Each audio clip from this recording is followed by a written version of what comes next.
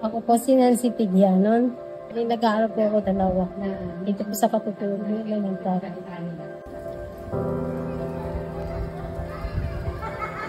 Siyempre makatapos ng pag-aaral para hindi na maranasan yung ganitong sitwasyon namin. Ba? Buhay, nahihirapan sa paghahanap ng trabaho. Kailangan, taas mo naman konti, hindi naman yun. Palagi ka nasa baba.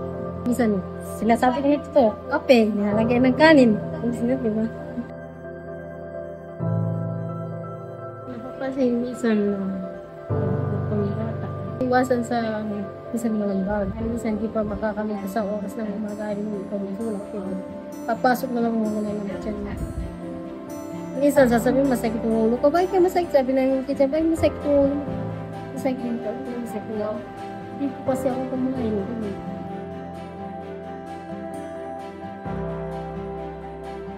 Mapasok sila araw-araw. May gana pumasok.